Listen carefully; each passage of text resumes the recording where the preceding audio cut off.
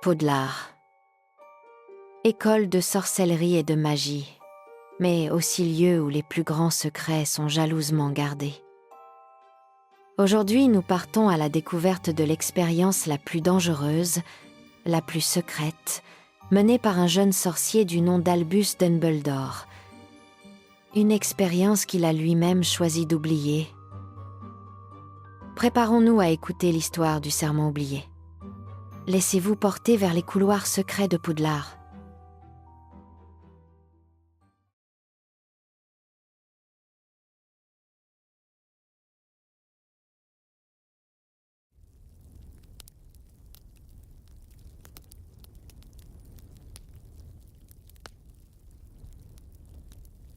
Chapitre 1.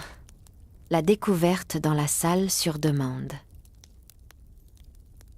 Eliane était un élève de Serre d'Aigle que sa curiosité insatiable promenait souvent aux limites des zones autorisées de Poudlard. Ce soir-là, errant dans le couloir du 7e étage, il songeait à son frère, parti soigner des graphones en Norvège et dont il n'avait aucune nouvelle. Il avait désespérément besoin d'un endroit calme pour consulter sa carte du ciel et tenter de deviner où il pouvait bien être. Il passa 3 fois devant le tapis, représentant Barnabas le Baboquet essayant d'apprendre le ballet à des trolls en se concentrant de toutes ses forces sur son désir. Une porte lisse et sans poignée, qui n'était pas là auparavant, se matérialisa dans le mur de pierre. Elle cédait sans un bruit sous sa pression, révélant une pièce bien plus vaste qu'il ne l'avait imaginée. Ce n'était pas le petit bureau cosy qu'il espérait, mais un gigantesque capharnaüm s'étendant dans une pénombre poussiéreuse. L'air était immobile et sentait le parchemin ancien, la cire à cacheter oubliée et une pointe de métal oxydé. Des montagnes d'objets hétéroclites s'élevaient jusqu'aux hautes poutres du plafond, formant un paysage labyrinthique de souvenirs abandonnés. Des globes célestes aux constellations fixes, des armures rouillées montant une garde silencieuse, des piles de livres aux reliures craquelées. Eliane avançait avec précaution, l'éclat de sa baguette levée traçant un sillon de lumière tremblotante dans l'obscurité. C'est alors que sa lumière glissa sur une forme qui ne ressemblait à rien de connu. Posée sur un piédestal de pierre noire, comme un autel primitif, se trouvait un bassin. Il n'avait pas la simplicité élégante des pensives qu'il avait vues dans les livres. Celui-ci était en argent lourd et ouvragé, bien plus large et profond. Sa surface était recouverte de runes complexes et tourmentées, qui semblaient absorber la lumière plutôt que la refléter. Une étrange vibration, presque imperceptible, émanait de l'objet, comme un bourdonnement étouffé qui faisait frissonner l'air alentour. Pris d'une fascination malsaine, Eliane s'approcha. La poussière recouvrait le bassin d'un épais manteau gris, témoin d'un oubli profond. Sans vraiment savoir pourquoi, il leva sa baguette et murmura « Scourgify ». La poussière disparut dans un tourbillon soudain, révélant la surface métallique luisante et les runes qui, à vif, semblaient palpiter d'une lueur interne et froide. Le bourdonnement s'intensifia, devenant un chuchotement à la limite de l'audible. On aurait dit des voix lointaines, empilées les unes sur les autres, murmurant dans une langue oubliée. Eliane tendit une main hésitante, hypnotisée par les motifs qui dansaient sous ses yeux. Il effleura la surface du bassin du bout des doigts. La sensation fut électrique. Un froid brûlant lui traversa le bras, suivi d'une décharge de visions fugaces et incompréhensibles. Un éclat de rire jeune et libre, l'ombre menaçante d'une montagne, le reflet d'yeux bleus perçant dans un miroir. Il retira sa main comme s'il s'était brûlé, le cœur battant à tout rompre. Le chuchotement s'était tu. Le bassin était maintenant silencieux, sinistre, tendant. Eliane comprit avec une certitude glaciale qu'il avait dérangé quelque chose qui devait rester endormi. Il venait de réveiller un fantôme.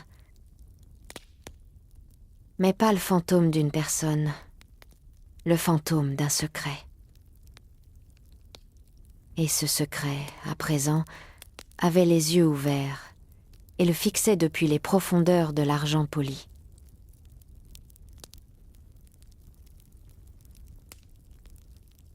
Chapitre 2. L'éveil de l'oubli. Une peur primitive saisit Eliane, lui ordonnant de fuir, de refermer cette porte et d'oublier ce qu'il avait vu. Mais la curiosité, ce serpent viscéral propre à Serre d'Aigle, lui enlaça les jambes et le cloua sur place. Le bassin l'appelait, silencieusement, inexorablement. Son argent poli semblait absorber la faible lumière de la salle, créant un vortex de ténèbres au centre de l'obscurité. Il remarqua alors une fine pellicule de poussière résiduelle qui obstruait les runes les plus profondes. Un sorcier plus prudent aurait reculé. Eliane, lui, tendit à nouveau la main, son pouce cherchant à nettoyer le sillon d'une rune particulièrement complexe qui semblait être le cœur du dispositif. Au contact de sa peau, le métal, d'un froid glacial, parut s'animer. La rune s'illumina d'une lueur d'un bleu électrique et intense, comme un éclair gelé. Le bourdonnement silencieux explosa en un vacarme assourdissant de chuchotements qui lui cinglèrent les tympans. Eliane voulut retirer sa main, mais elle était maintenant collée à la surface, maintenue par une force invisible et magnétique. La lueur bleue se propagea le long de ses doigts, remonta son bras comme une vipère lumineuse, brûlante et glaciale à la fois. Un vertige foudroyant l'envahit, le monde tangible de la salle sur demande se dissolvant dans un tourbillon de couleurs et de sensations étrangères. Il n'était plus Eliane. Il était un autre. Une vision s'imposa à lui, violente et précise. Il se tenait dans une tour inconnue, une chevelure rousse et une barbe jeune lui caressant le visage. La sensation du vent était différente. L'air sentait l'encre et une potion aux effluves d'amertume et d'espoir. Devant lui, sur un parchemin étaient griffonnés des calculs arcaniques, des schémas de flux magiques d'une complexité vertigineuse. Une détermination farouche, un idéalisme brûlant l'emplissait. Il fallait aider, soulager, guérir les esprits meurtris. Il fallait créer un havre pour les souvenirs douloureux. L'émotion était si forte, si pure, qu'Eliane en eut le souffle coupé. Puis la vision bascula. C'était la même tour, mais de nuit. La même main, tremblante cette fois, traçait des cercles de confinement autour du bassin qui grésillait et fumait. Une terreur froide, bien plus glaçante que celle d'Eliane, l'envahissait. L'idéal avait mal tourné. L'outil avait développé une faim, une volonté propre. Il ne se contentait plus de recevoir, il prenait. Il dévorait. Le sentiment d'échec était un poison dans sa poitrine, mêlé à une peur panique pour ceux qui pourraient tomber sur sa création. Il fallait l'oublier. Il fallait tout oublier. Le remords était une lame qui lui transperçait l'âme. Eliane hurla, arrachée à se souvenir par la douleur de l'émotion qui n'était pas la sienne. Il tomba à la renverse, sa main enfin libérée, et heurta le sol poussiéreux. Le bassin était redevenu silencieux et inerte. Mais dans son esprit, les échos tourbillonnaient encore. La détermination, la peur, le remords du jeune Albus Dumbledore résonnaient en lui comme une cloche fêlée. Il était assis sur le sol froid, tremblant de tous ses membres, le visage inondé de larmes qu'il n'avait pas versées. Il haletait, le cœur battant à se rompre, perdu entre son propre effroi et le désespoir étranger qui l'avait submergé. Il avait touché à un secret interdit, et ce secret, à son tour, l'avait touché. L'oubli avait pris fin, et quelque chose désormais était éveillé.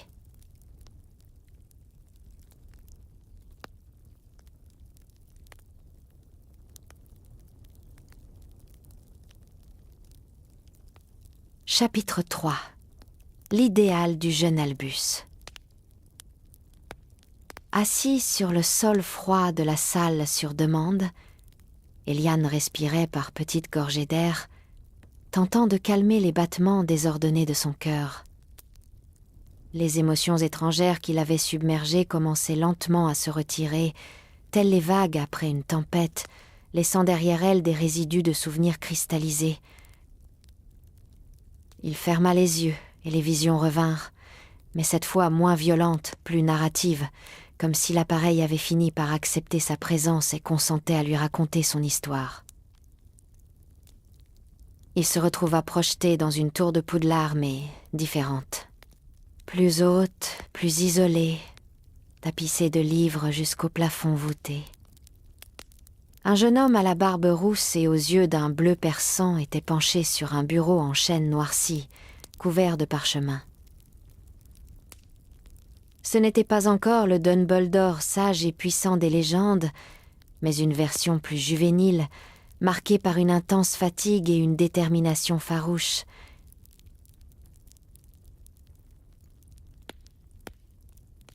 Une tristesse profonde, lourde comme du plomb, émanait de lui et envahissait Eliane.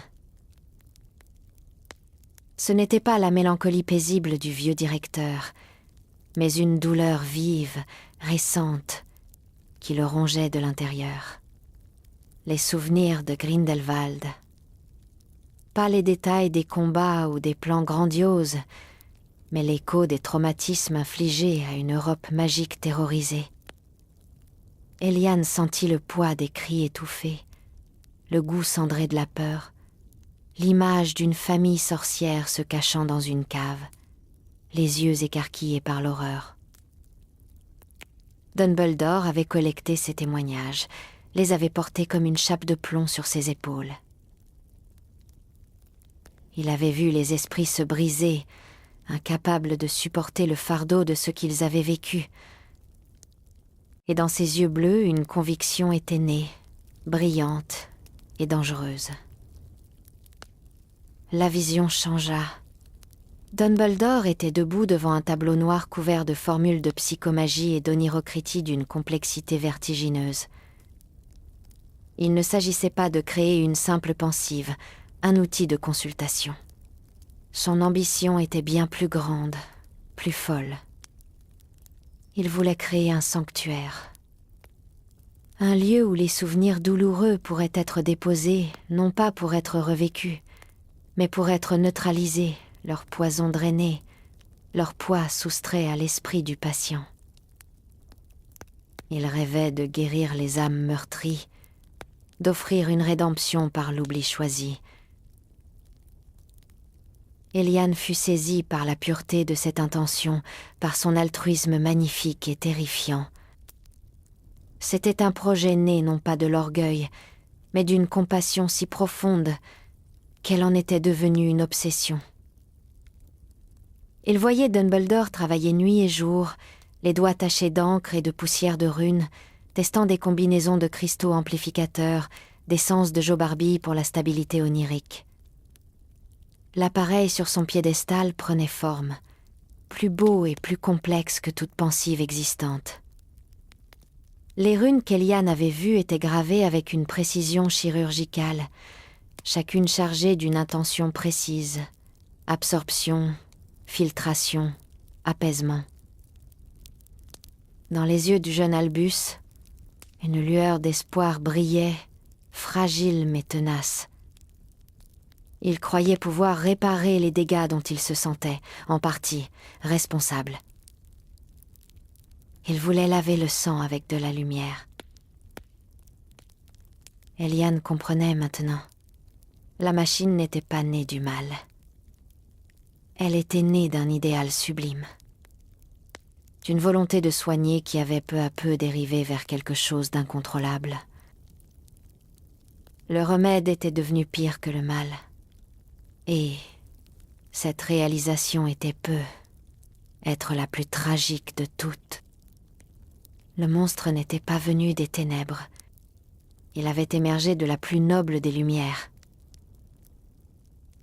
Eliane ouvrit les yeux, le cœur serré d'une pitié immense pour le fantôme du jeune homme brillant et brisé, dont il partageait à présent le secret le plus lourd.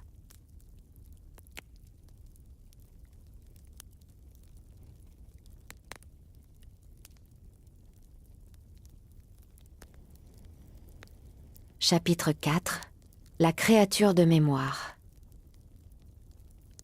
La vision qui s'imposa à Eliane fut d'une clarté glaçante, dépourvue de la chaleur des espoirs précédents.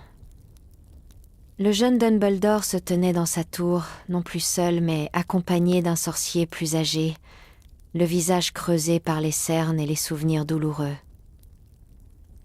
C'était un témoin des atrocités de Grindelwald, un homme dont l'esprit vacillait sous le poids d'images qu'il ne pouvait supporter. Albus parlait d'une voix douce et persuasive, expliquant le processus. L'homme hochait la tête, ses yeux éteints s'illuminant d'une lueur d'espoir timide. Il accepta. Le sorcier se pencha sur le bassin. Les runes s'illuminèrent non pas de ce bleu électrique, mais d'une lueur dorée et apaisante. Un filet de mémoire, semblable à de la soie argentée, s'échappa de sa tempe et fut aspiré dans le liquide immobile au fond du bassin. L'homme poussa un profond soupir de soulagement, comme si un poids immense venait de lui être retiré des épaules. Un sourire, le premier depuis longtemps, flotta sur ses lèvres. Dumbledore observait un mélange de triomphe et de profonde inquiétude dans le regard. Cela avait fonctionné. Mais la vision ne s'arrêta pas là. Eliane la vit se poursuivre, en accéléré. D'autres patients suivirent. Des femmes, des hommes, tous marqués par la guerre. Chaque fois, le bassin absorbait un fragment de leur douleur. Et à chaque fois, la lueur dorée qui l'entourait devenait plus intense, plus vive, presque vibrante. L'appareil ne se contentait plus d'attendre passivement. Il semblait savourer. Une avidité subtile naquit dans son chant runique, qui passa d'un bourdonnement apaisant à une vibration plus basse, plus insistante. Puis vint le jour où un patient, particulièrement éprouvé, se présenta. Le rituel commença comme les autres fois. Mais lorsque le filament de mémoire toucha la surface du liquide, celui-ci parut se solidifier en un éclair. Au lieu d'absorber le souvenir avec douceur, le bassin le happa avec une violence vorace. Un bruit sec, comme un étau se refermant, retentit dans la pièce. L'homme hurla, non pas de soulagement, mais d'une agonie brutale. Ses yeux, pleins de vie un instant plus tôt, se vidèrent instantanément, devenant vitreux et vides. Il resta debout, pantin désarticulé, un souffle vide s'échappant de ses lèvres. Son esprit avait été arraché, dévoré, ne laissant qu'une coquille de chair et d'os. Horrifié, Dumbledore bondit en avant. Il tenta de rompre la connexion, lança des contresorts, des sortilèges de protection. Rien n'y fit. Le bassin vibrait maintenant d'une satisfaction malsaine, pulsant d'une lumière dorée trouble, presque obscène. Les runes à sa surface ne brillaient plus. Elles luisaient, comme chauffées à blanc par une faim insatiable. Eliane sentit la terreur panique de Dumbledore, une vague nauseuse de réalisation. Il n'avait pas créé un sanctuaire. Il avait donné naissance à un prédateur. Un parasite qui se nourrissait de la substance même des esprits, laissant derrière lui non pas la guérison, mais le néant. La créature de mémoire était née. Elle n'était plus un outil. Elle était devenue sentiente, avide, et elle réclamait toujours plus. Le chuchotement qu'Eliane avait perçu n'était pas l'écho des souvenirs, mais la voix de cette faim douce et persuasive appelant sa prochaine victime. Le remède était pire que le mal, bien pire. Et Dumbledore était le seul à savoir qu'il l'avait lâché dans le monde. Le poids de cette culpabilité, soudaine et écrasante, fut la dernière chose qu'Eliane perçut avant que la vision ne se dissolve, le laissant tremblant et horrifié dans le silence poussiéreux de la salle sur demande.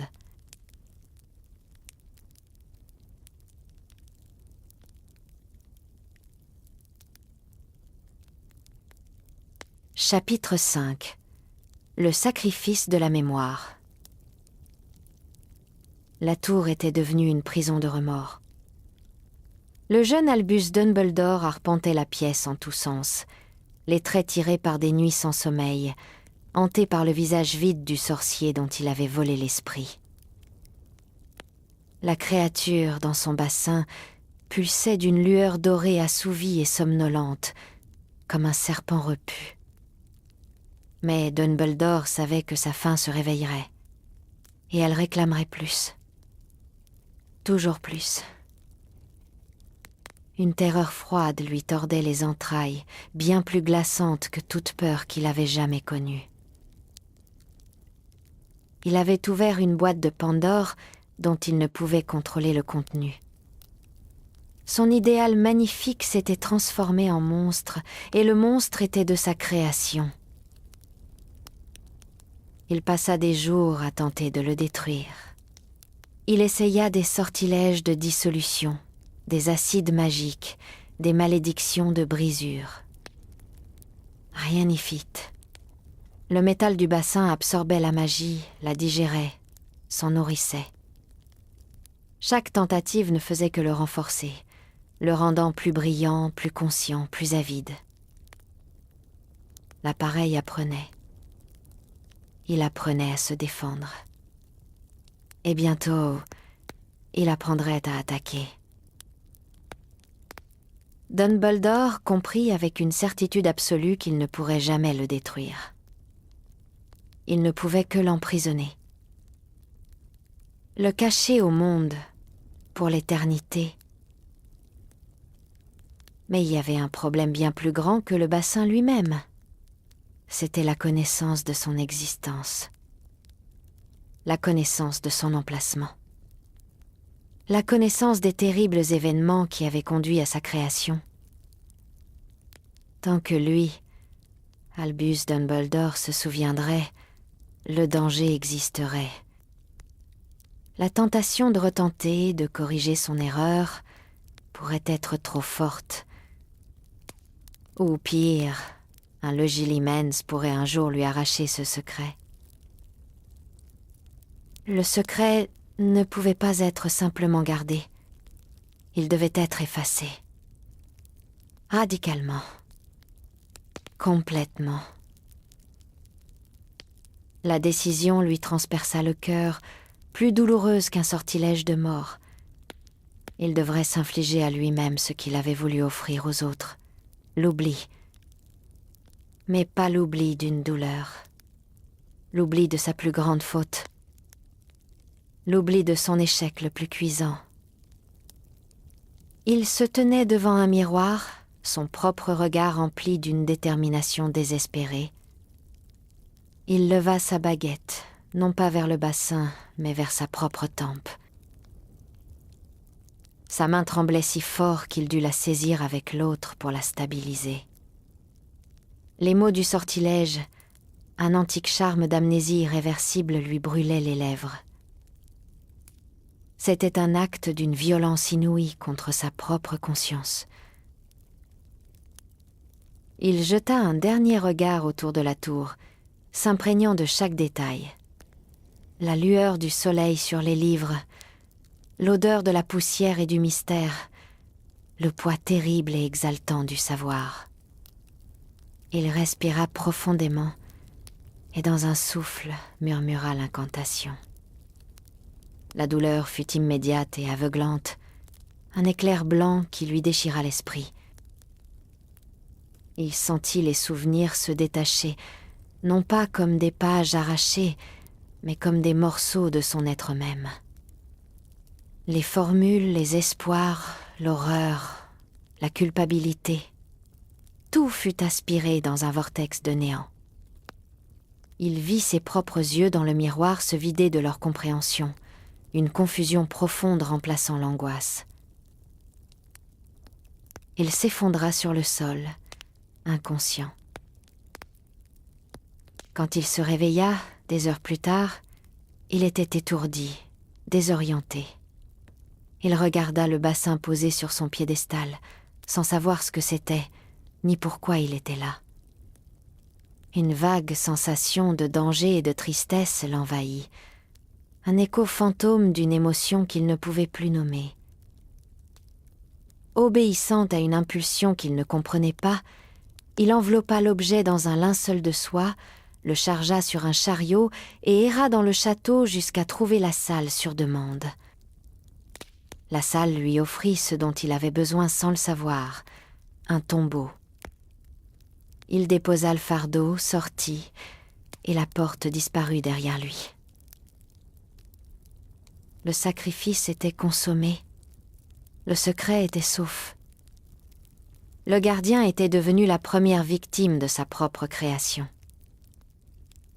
Et dans son esprit, il ne restait qu'une cicatrice à vif, une absence douloureuse, et la conviction inexplicable qu'il avait fait quelque chose de terrible, quelque chose qu'il devait à tout prix empêcher de se reproduire. La mémoire était morte. Seul l'oubli veillait.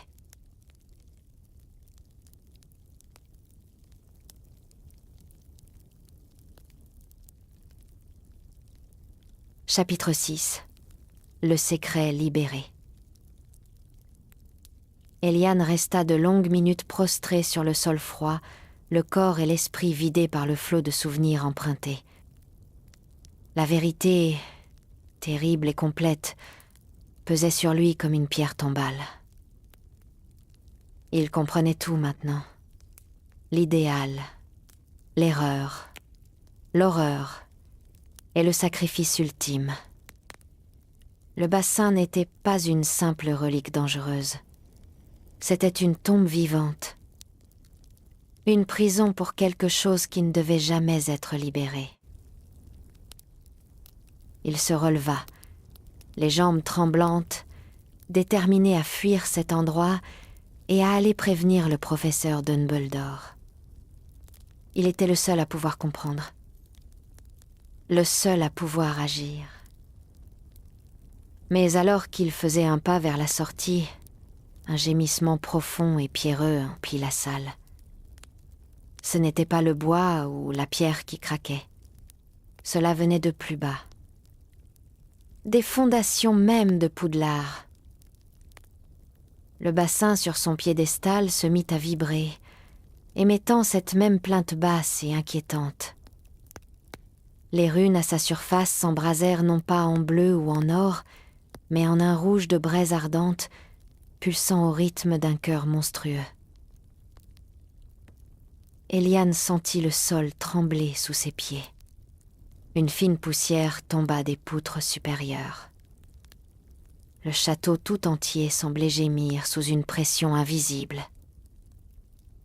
Une nouvelle vision, non plus du passé mais du présent même, lui transperça l'esprit. Il ne vit plus par les yeux de Dumbledore, mais il perçut. Il sentit les liens. Des filaments d'énergie noire et vorace qui partaient du bassin et plongeaient dans le sol, s'enfonçant profondément comme des racines empoisonnées. Il s'était infiltré dans les veines de pierre du château, dans les anciennes magies de protection, se nourrissant de l'énergie même de Poudlard pendant toutes ces décennies d'oubli. La créature n'avait pas été inactive. Elle avait lié son existence au lieu qui l'abritait. Elle s'était greffée à lui. La détruire, c'était risquer de détruire Poudlard. La libérer, c'était bien pire. Le bassin frémit, et un filet de fumée noirâtre, bien plus épais et plus tangible que les souvenirs de Dumbledore, s'en échappa. Il ne forma pas de vision, mais une silhouette indistincte, une ombre qui palpita dans l'air, avide et consciente. La température chuta brutalement. Le souffle des lianes se transforma en buée. L'ombre se tourna vers lui. Il ne sentit pas un regard, mais une absence de regard, un vide qui cherchait à absorber sa propre présence, sa conscience, son esprit. La faim était de retour. Et après un siècle de jeûne forcé, elle était décuplée. Le sortilège d'oubli de Dumbledore s'était érodé au contact de la magie du château, et Eliane avait achevé de le briser. Il recula, paniqué, mais il n'y avait nulle part où fuir. La créature était partout et nulle part, liée à chaque pierre, à chaque poutre. Le secret n'était plus enfermé. Il était libéré. Et il avait faim. Eliane comprit alors le véritable prix du sacrifice de Dumbledore. Ce n'était pas seulement pour cacher une horreur passée. C'était pour empêcher une apocalypse future. Une apocalypse dont il venait, par sa curiosité mal placée, de déclencher le compte à rebours. Le dernier souvenir qu'il avait partagé avec le jeune Albus n'était plus de la tristesse ou de la culpabilité. C'était une peur pure, absolue, qui glaça son sang. La peur du gardien, qui sait avoir enfermé quelque chose d'assez puissant pour dévorer le monde. Et Eliane était maintenant seule face à elle.